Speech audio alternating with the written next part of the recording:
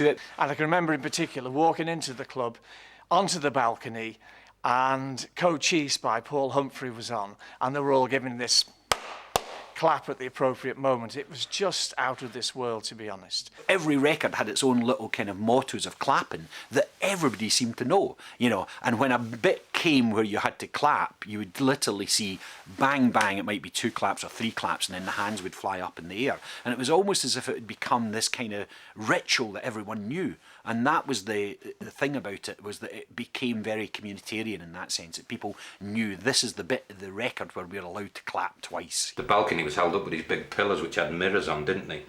And by 3, 4 in the morning, it was like at a bathroom, that condensation was running down. It was so hot. You'd be aware of things dropping on you, splashing on you. And it was basically, it was the congregation of sweat on the ceiling, which would then drop on you, but you wouldn't just be sweat, you'd be getting sweat, tobacco, muck, brick dust. Especially in the summer, the heat would hit you. The heat would hit you, yeah. And it was, and all you could ever smell was sweat or brute. Famously in Wigan, this kind of incessant, kind of pungent smell of brute deodorant, which was the kind of cheap deodorant of the time. I mean, it's the only connection I'll ever be able to make in my life between Henry Cooper the boxer and Northern Soul.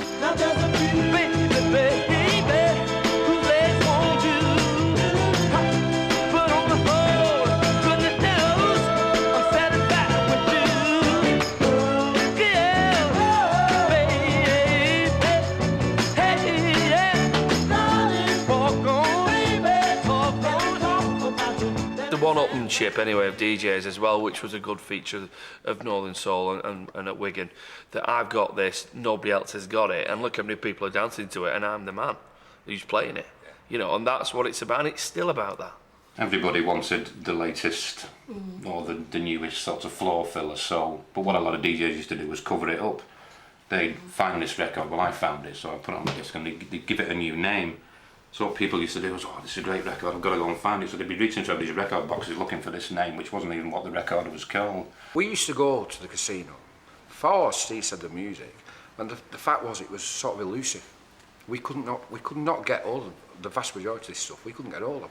There were only the big name DJs who had the contacts with the people in the States. It's a big country, America, but the amount of these little small labels producing this stuff is just phenomenal. And even to this day, after 30 years of collecting, I'm still seeing things I have not seen before. Most of these records, there was only ever half a dozen copies ever produced, because there were only ever promotion. Every single record you even bought always had DJ promotion copy, not for sale, written on it, didn't it? So they were always quite rare, and especially if they got popular, 2,000 people would be fighting after basically 4